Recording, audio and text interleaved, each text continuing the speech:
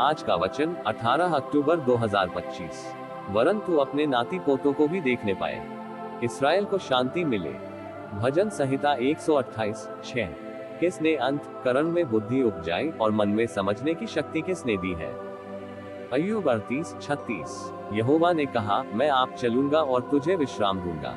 निर्गमन 33:14। तू बड़ी युक्ति करने वाला और सामर्थ के काम करने वाला है। तेरी दृष्टि मनुष्यों के सारे चालचलन पर लगी रहती है और तू हर एक को उसके चालचलन और कर्म का फल भुगताता है। यिर्मयाह 32:19। दोस्तों, मैं हूं पैट्रिक और आप देख रहे हैं जीवन पवित्रा यूट्यूब चैनल। तो चलिए चलते हैं एक नया एपिसोड की तरफ। फिर 7वें महीने के पहले दिन को तुम्हारी पवित्र सभा हो, उसमें परिश्रम का कोई काम न करना। वह तुम्हारे लिए जय जयकार का नरसिंगा फूंकने का दिन ठहरा है। तुम होमबलि चढ़ाना, जिससे यहोवा के लिए सुखदायक सुगंध हो, अर्थात बछड़ा, एक मेढ़ा और एक वर्ष के 7 निर्दोष भेड़ के बच्चे, और उनका अन्नबलि तेल से सने हुए मैदे का हो, अर्थात बछड़े के 7 एपा का 2/10वां अंश, और 7 भेड़ के बच्चों में से एक बच्चे पीछे एपा का 10वां अंश मैदा चढ़ाना, और एक बकरा भी पाप बलि करके चढ़ाना, जिससे तुम्हारे लिए प्रायश्चित हो।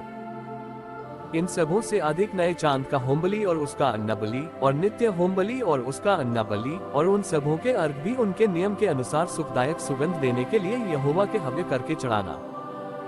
फिर उसी 7वें महीने के 10वें दिन को तुम्हारी पवित्र सभा हो। तुम अपने अपने प्राण को दुख देना और किसी प्रकार का कामकाज न करना, और यहोवा के लिए सुखदायक सुगंध देने को होमबलि, अर्थात एक बछड़ा, एक मेढ़ा और एक वर्ष के 7 भेड़ के बच्चे चढ़ाना। फिर ये सब निर्दोष हो, और उनका अन्नबलि तेल से सने हुए मैदे का हो, अर्थात बछड़े के 7 एपा का 3/10वां अंश और मेढ़े के 7 एपा का 2/10वां अंश, और 7 भेड़ के बच्चों में से एक बच्चे के पीछे एपा का 10वां अंश मैदा चढ़ाना, और पापबलि के लिए एक बकरा भी चढ़ाना। ये सब प्रायश्चित के पापबलि और नित्य होमबलि और उसके अन्नबलि के और उन सबों के अधों के अलावा चढ़ाया जाए। फिर 7वें महीने के 15वें दिन को तुम्हारी पवित्र सभा हो, और उसमें परिश्रम का कोई काम न करना, और 7 दिन तक यहोवा के लिए पर्व मानना। तुम होमबलि यहोवा को सुखदायक सुगंध देने के लिए हव्य करके चढ़ाना, अर्थात 13 बछड़े और 2 मेढ़े और एक वर्ष के 14 भेड़ के बच्चे, ये सब निर्दोष हो, और उनका अन्नबलि तेल से सने हुए मैदे का हो, अर्थात 13 बछड़ों में से एक बछड़े के पीछे एपा का 3/10वां अंश, और दोनों मेढ़ों में से एक मेढ़े के पीछे एपा का 2/10वां अंश, और 14 भेड़ के बच्चों में से एक बच्चे के पीछे एपा का 10वां अंश मैदा चढ़ाना, और पापबलि के लिए एक बकरा चढ़ाना। ये नित्य होमबलि और उसके अन्नबलि और अर्घ के अलावा चढ़ाए जाएं।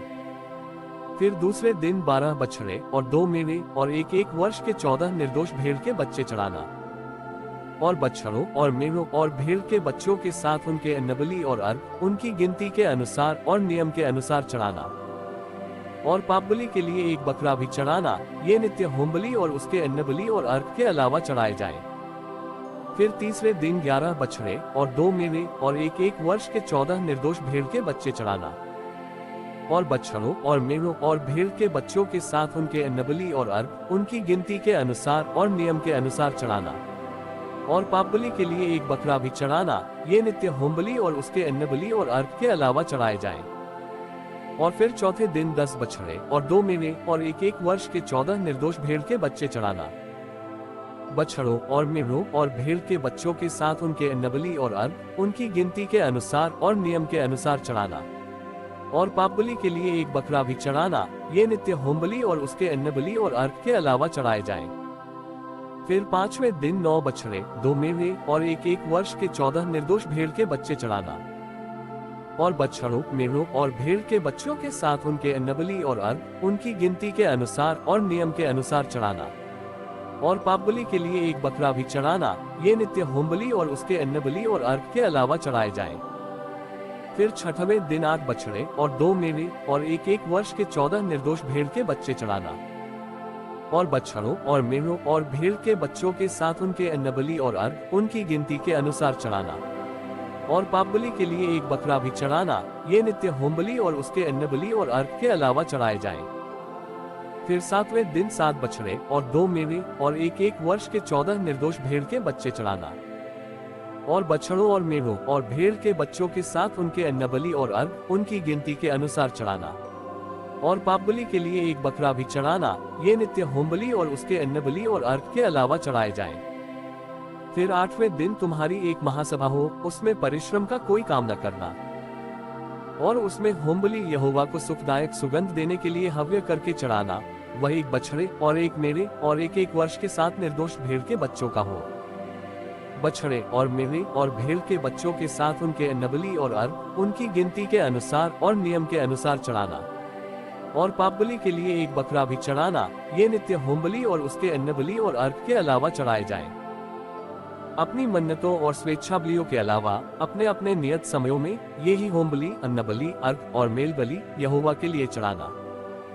ये सारी आज्ञा यहोवा ने मूसा को दी जो उसने इस्राएलियों को सुनाई। फिर मूसा ने इस्राएली गोत्रों के मुख्य पुरुषों से कहा, यहोवा ने यह आज्ञा दी है कि जब कोई पुरुष यहोवा की मन्नत माने, वह अपने आप को वाचा से बांधने के लिए शपथ खाए, तो वह अपना वचन न टाले जो कुछ उसके